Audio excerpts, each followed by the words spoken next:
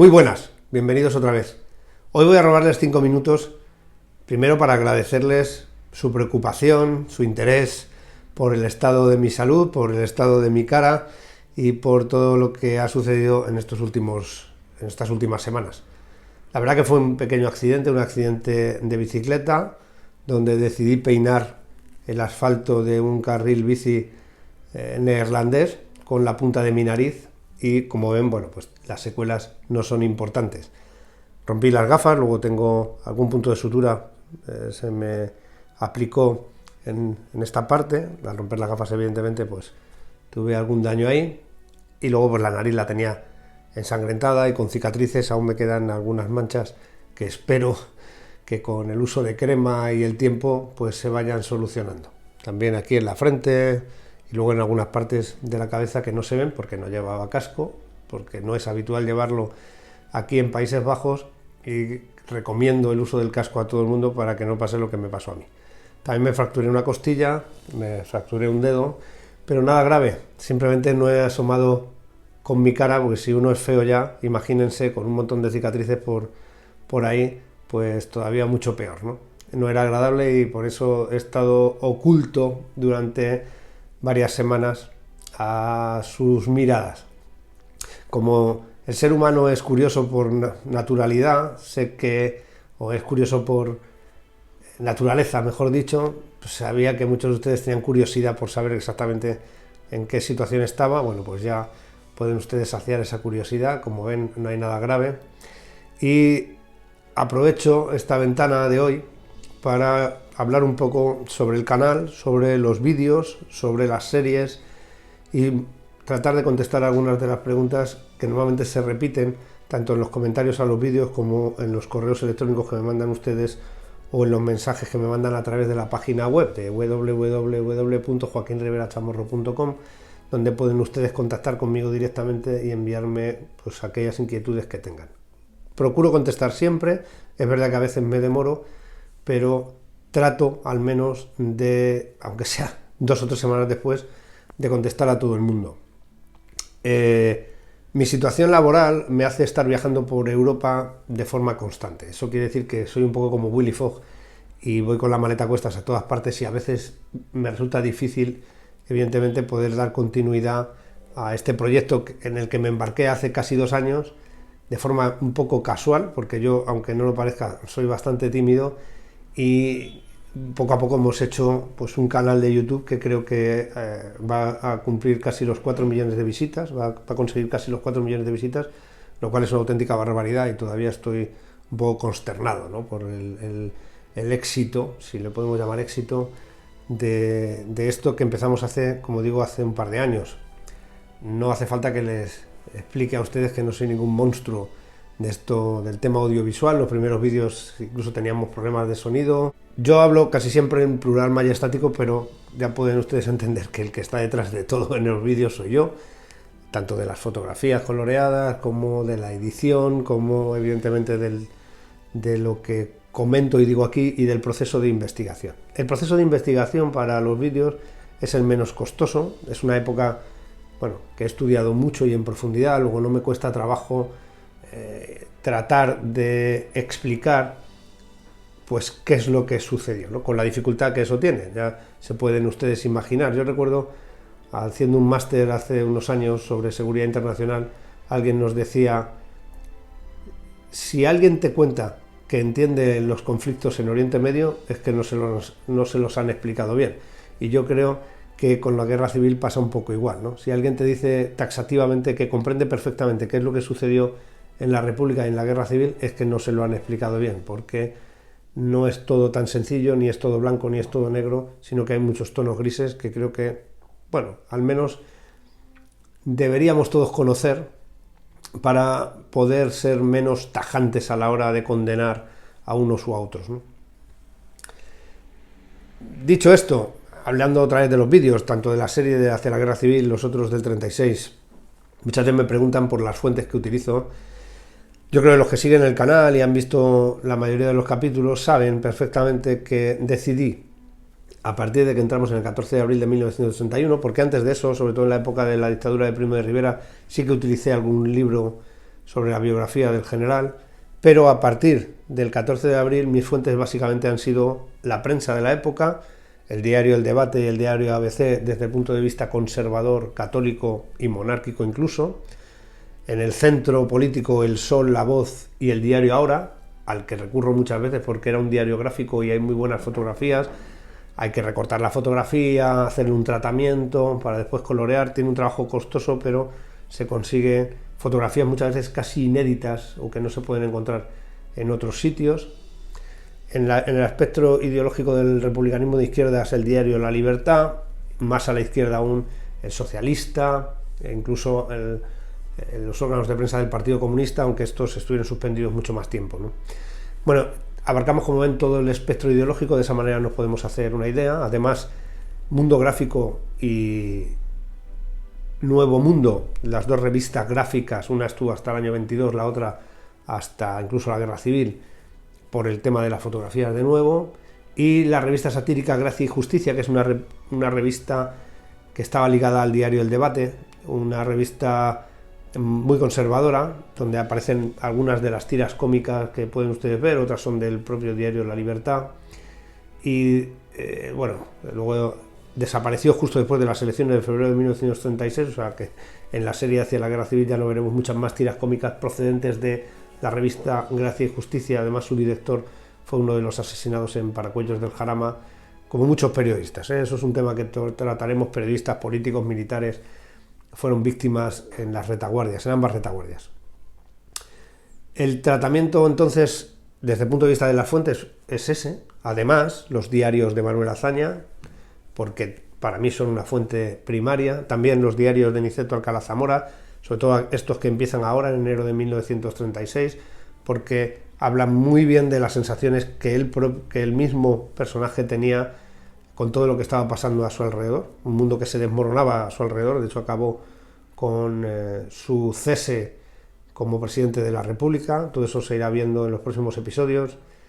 También el libro de el periodista Josep Pla, porque él estaba como corresponsal en Madrid. Luego el libro básicamente son todas las crónicas diarias que él hacía, crónicas políticas que él hacía para Barcelona desde Madrid, que son interesantes y algunas veces han sido una de las fuentes primarias que se han empleado. Como ven, no se recurre a historiografía, no se recurre a fuentes modernas, y porque el objetivo del canal no era ese. El objetivo del canal era hacer una inmersión, sobre todo en la época de la Segunda República, una inmersión de tal manera que veamos todos los personajes, porque después, a partir de 1936, a partir del 18 de julio, en prácticamente 3 o 4 meses, muchos de ellos van a desaparecer.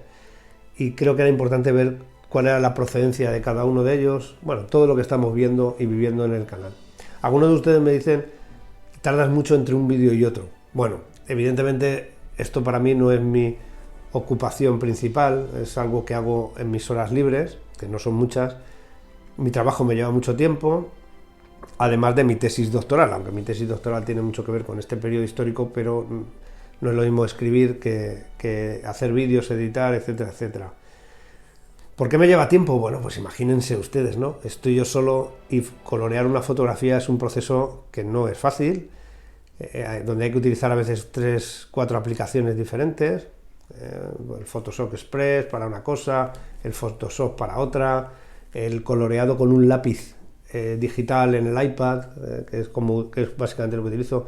Al final muchos de los colores hay que darlos a mano, coloreando como un niño pequeño. Eso lleva un tiempo. A veces hay fotografías que se tardan 10 minutos, hay otras fotografías que podemos tardar 1 hora. Si un vídeo tiene de media unas 100 fotografías, pues yo creo que se pueden ustedes hacer cargo de la carga de trabajo. Y me dirán, bueno, ¿y por qué lo haces esto? ¿Es importante? Pues yo creo que sí.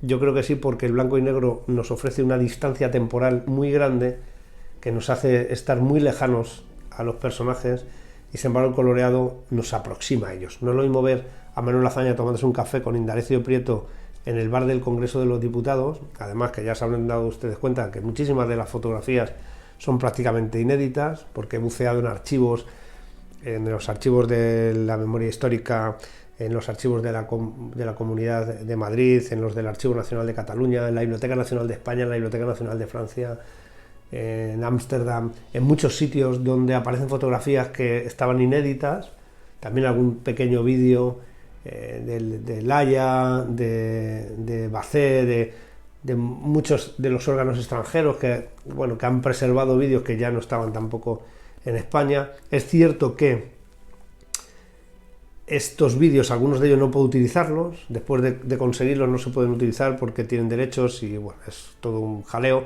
Entonces, aparte de la Filmoteca Nacional, que es así que está libre de derechos y que, como han visto ustedes, utilizo muy a menudo, pues también hay otras fuentes, sobre todo extranjeras, ¿no?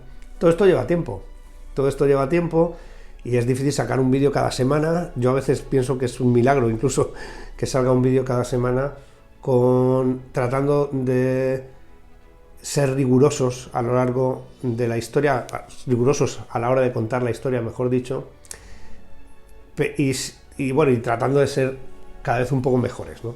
Hemos pasado de aquellos vídeos mirando hacia abajo a un móvil sin siquiera sacar un buen ángulo, ¿no?, donde se me veían más arrugas que un gusano frenando, a estos vídeos de hoy día donde yo creo que hemos mejorado un poco la calidad, sin ser aquí nada del otro mundo. Mi voz tampoco es la voz de Constantino Romero, así que tampoco le podemos pedir peras al olmo, pero al menos sí que los hacen un poco más entretenidos, y la curiosidad, yo creo que de la fotografía aún amplifica más o aumenta más el interés, ¿no? Lógicamente, otra cosa, el tema de los anuncios, ¿no?, que hay 4 o 5 anuncios por vídeo, son anuncios de 5 segundos, saltables. Alguna vez puede que les aparezca algún anuncio que no es saltable, eso lo elige evidentemente el propio YouTube. ¿Por qué se tienen anuncios? Bueno, vamos a ver, yo no les voy a engañar, esto implica muchas veces echar más horas que un tanatorio. Yo no veo televisión ni series y prácticamente últimamente casi ni leo libros que no tengan nada que ver, que no tengan que ver con este periodo, porque lo que hago es leer prensa, mucha prensa, y de ahí voy seleccionando algunos fragmentos para leerlos literalmente y otros pues para componer la historia tal y como lo voy haciendo, de una forma resumida, porque a veces la síntesis de cientos de páginas son una semana, de 1935 o de 1936, y eso hay que resumirlo en 30, 35 minutos, 40 minutos de vídeo, ¿no? A veces grabo 1 hora y media y después queda en 40 minutos porque voy quitando, voy poniendo. Es un proceso que no es fácil y es un proceso que lógicamente lleva su tiempo. Los anuncios, bueno, pues los vídeos están monetizados y esos anuncios sirven para la monetización de los vídeos. Que nadie se lleve a engaño y piense que con esto uno saca una tajada importante económicamente, porque no es ni siquiera rentable. Da para cubrir gastos, los gastos que se pueden pagar de las aplicaciones que se utilizan, por ejemplo, para el fotografiado, para la edición, etcétera, etcétera, que tienen un coste anual. Pues no se crean que los vídeos da para mucho más que eso. O sea, prácticamente se reinvierte todo en intentar que haya un punto más de calidad. Los mayores ingresos vienen por la generosidad de muchos de ustedes, a los que tengo que agradecerles eternamente, pues que casi de forma anónima aportan ustedes, no tan anónima porque yo evidentemente sé quiénes son, pero aportan ustedes cantidades desde 99 céntimos al mes hasta 5 euros, creo que es el máximo, y que en ese margen de 4 o 5 posibilidades de 1 euro, 2 euros, 3 euros, esa pequeña propinilla del café, que al final es lo que ayuda a que todos los meses haya 80 o 90 euros que se puedan luego reinvertir en otras cosas, ¿no? O sea que no puedo por menos que darles las gracias. También hay gente en Patreon que han aportado cantidades, muy pequeñas cantidades, que para ellos suponen un esfuerzo, y más en la época en la que estamos, y para mí, lógicamente, pues siempre es una ayuda, ¿no? Aparte de que es gratificante el ver cómo muchas horas de trabajo se ven recompensadas, no económicamente, se ven recompensadas sobre todo con sus comentarios, con su cariño, con que a veces te reconocen por la calle en los pocos días que estoy en España y bueno, pues hasta te dicen que si se pueden hacer una foto contigo. Yo creo que esas cosas a veces me superan, ¿no?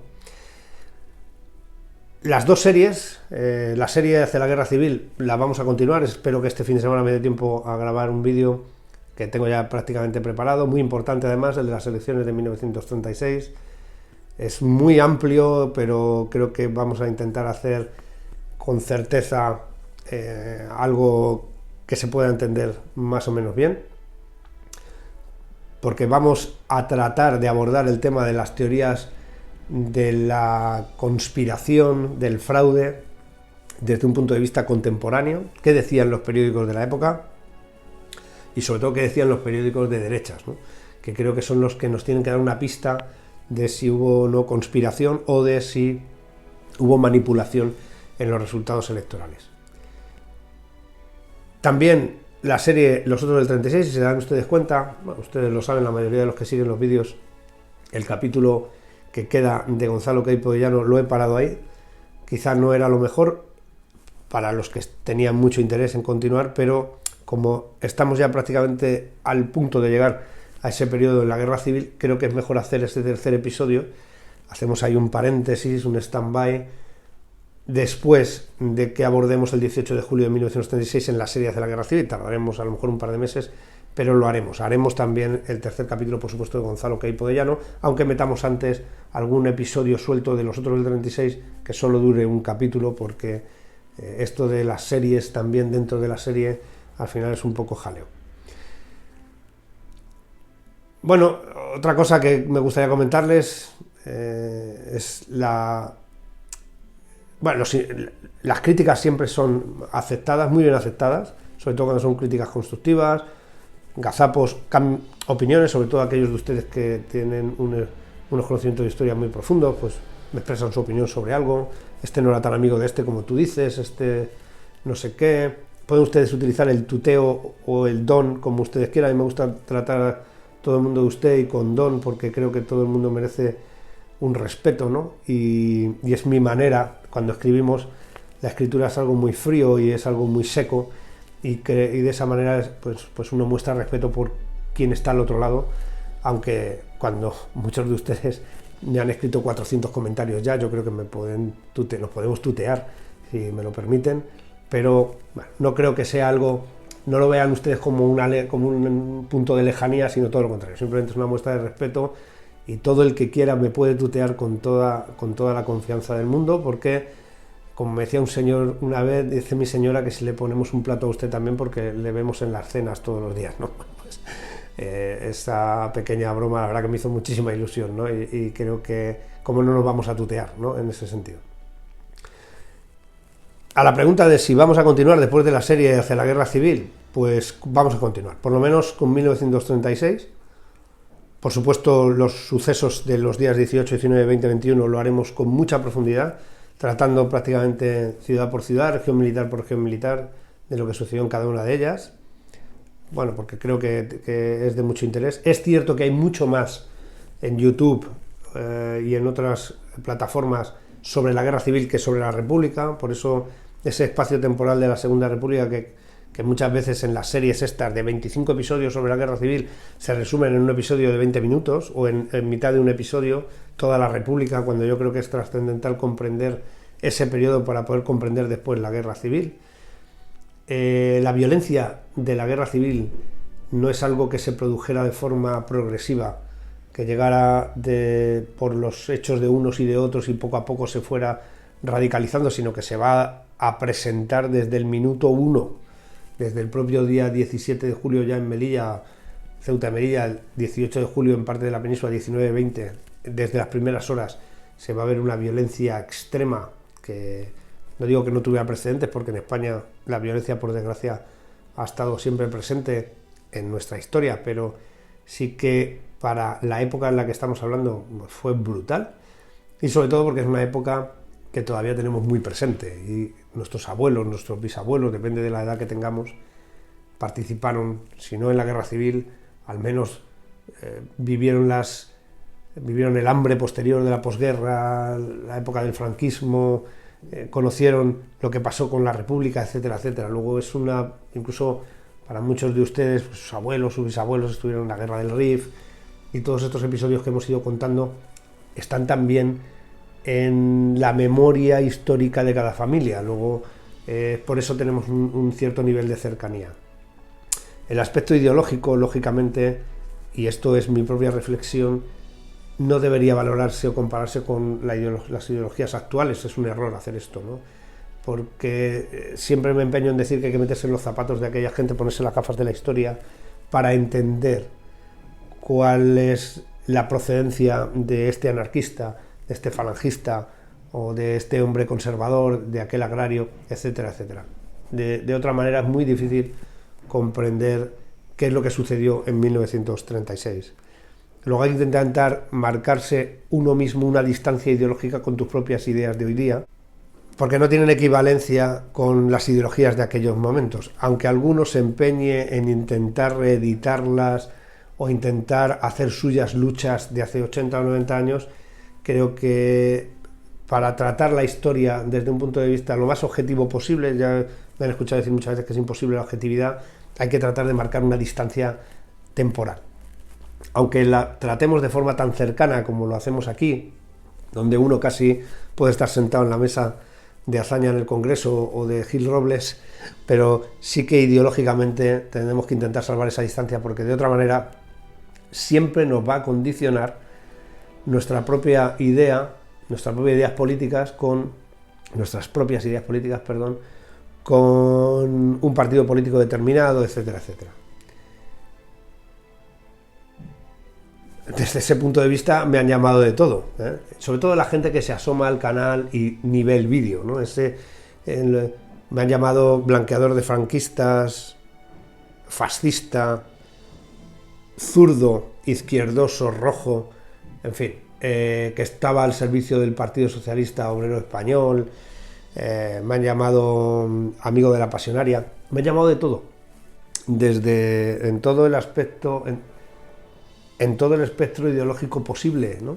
Con todos los márgenes de ideologías que se pueden dar tanto en el pasado como en el presente, lo cual, pues si les digo la verdad, casi es hasta un cumplido, porque eso demuestra que no es fácil significarme ideológicamente, porque trato de no hacerlo en absoluto cuando hablo de historia, como es normal, aunque evidentemente no existe la distancia infinita. Luego siempre hay ciertos puntos, ciertos aspectos que es muy difícil tratar con esa frialdad, ¿no?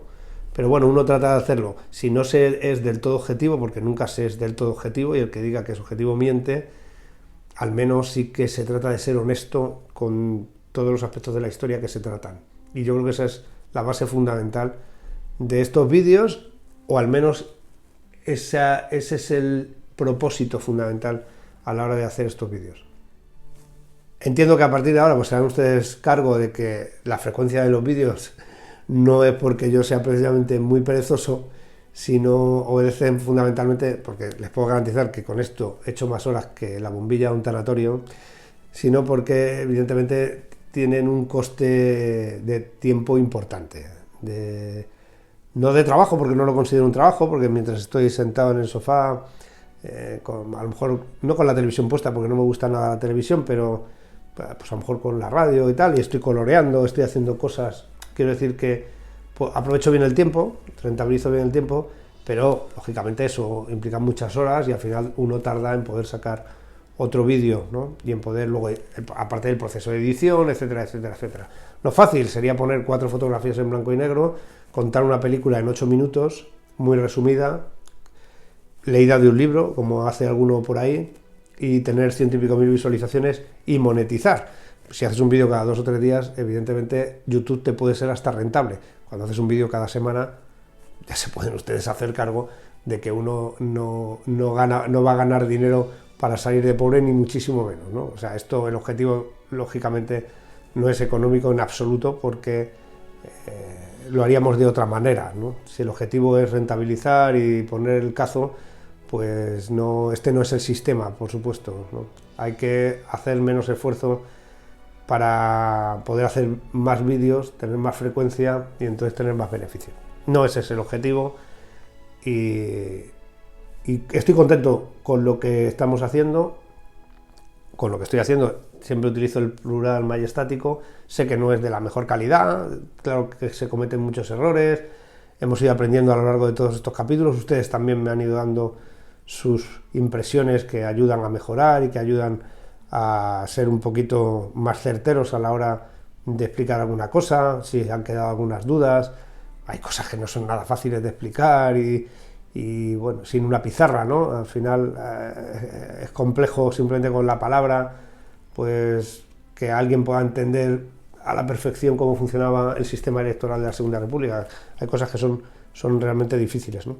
Vamos a continuar con los directos. Ha habido un parón, por supuesto, ahora, aparte de la cara, bueno, a otras circunstancias también personales. Estoy ahora metido en más cosas y prácticamente no estoy en casa, y eso implica que, bueno, pues tengo mucha dificultad en los hoteles. El wifi no es bueno, a veces es muy complicado, sobre todo cuando estás en el extranjero, hacer directos y que esos tengan calidad, ¿no? Entonces, pues para hacer una chapuza, pero por supuesto que volvemos a los directos con nuestro teniente coronel Juanjo, autor del libro El alma del 21, directos con Ana Ruiz y Miguel Castro Pereiro, nuestros dos queridos frikis del desastre de Anual y de todas las campañas del RIF. También, bueno, hay varios ahí apalabrados, con Javier Santamarta, el escritor, el divulgador histórico que ha escrito un libro sobre la Primera República y que, bueno, ya en cuanto que podamos vamos a sacarlo aquí para que nos cuente un poco sobre su libro y sobre esa época de la Primera República. Él es alguien que divulga historia desde un punto de vista muy desenfadado, casi cómico, muy entretenido. También nuestro querido profesor, mi querido profesor Juan Granados, al que tengo tanto cariño y tanto respeto, porque creo que es un auténtico erudito, y volveremos a hablar con él del liberalismo. Creo que es muy importante, los orígenes del liberalismo, sobre todo esa época la domina muy bien. Después de meterle en el marrón de los Borbones, sobre todo de los contemporáneos, creo que se merece el poder deleitarnos con toda su sabiduría sobre el liberalismo. Es un conocedor de este tema pues como casi nadie, ¿no? Y es un lujo poder contar con él en muchas ocasiones. Lo hacen siempre de forma totalmente desinteresada y es una auténtica deferencia por su parte el acudir a este canal a divulgar historia sin más interés que eso, que divulgarla, y encima exponiéndose, porque cuando uno se pone delante de una cámara hoy día con el anonimato de alguno, te estás exponiendo a que te insulten, a que te digan barbaridades. Y bueno, afortunadamente este canal es un poco un oasis en medio de un gran desierto donde el 99% de la gente es tremendamente respetuosa, y eso es algo, además respetuosa desde la discrepancia, y eso es algo que desgraciadamente se está perdiendo, ¿no? Se lo dice alguien que divulga a diario en Twitter. Hablo por mí, tengo un canal en Twitter de divulgación histórica, aunque tiene mi nombre, y pues todos los días trato de hacer un tuit de historia, y bueno, claro, cuando yo me llamo Cocoliso44 es muy fácil insultar a alguien y ocultarme tras la trinchera del anonimato sin tener los bemoles suficientes para poderte enfrentar de verdad con nombre, apellidos y los pantalones puestos, ¿no? Y una foto reciente, si es posible, para ver la cara del susodicho o la susodicha. De tal manera que, bueno, pues estas reflexiones que les cuento, que no dejan de ser reflexiones casi de taberna, pues son un poco mis sensaciones, ¿no? Si no fuera por sus comentarios, si no fuera por su empuje, no se corten en comentar, aunque a veces no pueda contestar, de verdad, es que sus comentarios son, como dicen los actores con el teatro, son el aplauso, ¿no?, que necesita un actor para poder seguir viviendo. Pues a mí, si ustedes no me dan su feedback y me dicen, hoy te has equivocado en esto o en esto otro, o trata de hablar más alto, hablar más bajo, no mires para acá, no sé, sin esas cosas uno no mejora y uno pues se deja de motivar para poder seguir haciendo esto. Y bueno, y creo que al final, por lo menos que terminemos la Segunda República, que empecemos la Guerra Civil y que quede ahí grabado y que quede ahí pues para la posteridad. Bueno, también les voy a dar un poco de mafia, estoy de asesor histórico y militar en una película del cine español, con los mejores actores ahora mismo del cine español, y han sido tan insensatos de llamarme para que les asesorara, para una película que tiene mucho que ver con este periodo. Luego, a veces, cuando nos quejamos del cine español, bueno, pues en esta ocasión han decidido llamarme a mí. Ya le digo, están prácticamente todos los mejores actores que tiene ahora mismo, al menos los actores más galardonados, y he tenido ya oportunidad de hablar con prácticamente la mayoría de ellos. Les he dado incluso una charla de introducción histórica hablando de todo este periodo, y han sido pues como un libro en blanco, han estado muy atentos a lo que yo les decía, eso es muy enriquecedor. Y creo que, independientemente de la película, de la que no puedo decir nada, como se pueden ustedes imaginar, ni puedo dar los nombres de los actores, ni del director, ni nada, pero creo que, bueno, pues al menos se les ve un rigor, un intentar hacer las cosas lo más fieles posibles, que es un esfuerzo muy a tener en cuenta y a considerar. Y poco más les cuento. Volver a darles las gracias por todo, porque sin que ustedes se manifiesten y se vea que hay otra persona al lado de los miles de visualizaciones que tiene cada vídeo, pues es muy difícil seguir dándole a la manivela. Así que no puedo estar más que agradecido, ¿no?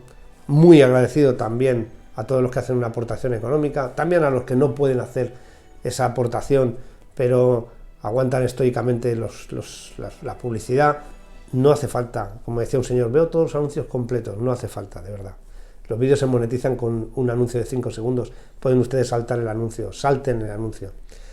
Otro me decía, las introducciones son muy largas. Bueno, pues la ventaja que tiene hoy día YouTube y estas plataformas es que uno puede poner el dedo y darle hacia adelante, o si lo están viendo en la televisión con el mando a distancia, saltar la publicidad, perdón, saltar la introducción, o saltar los 30 segundos de la melodía de esa canción que ya nos acompaña en cada episodio y que les puede resultar pues agotadora, ¿no?, de tanto escucharla, pero yo francamente, si les digo la verdad, no me cansa, y creo que es una canción de una maravilla de la compositora Esther García, de una compositora española además. Creo que es una maravilla y que refleja muy bien ese periodo histórico. Luego que es esa melodía medio triste, dramática y a la vez con una especie de grito de pedir ayuda, ¿no? Yo creo que es muy... El título es Indomable, para el que tenga interés. Indomable en español, Indomitable en inglés. Para el que tenga interés, es música además que se puede descargar de forma gratuita y sin derechos. O sea, no se puede ser más generoso como lo es Esther García. Bueno, pues nada más. Después de todo esto, espero sus comentarios, espero sus reacciones, espero, bueno, pues sus consejos, sus sugerencias. Y muchas gracias por ver los vídeos, muchas gracias por estar ahí, muchas gracias por darle al me gusta. Nos vemos, espero que muy pronto, para el capítulo hacia la guerra civil número 87 ya, que será el siguiente. Gracias.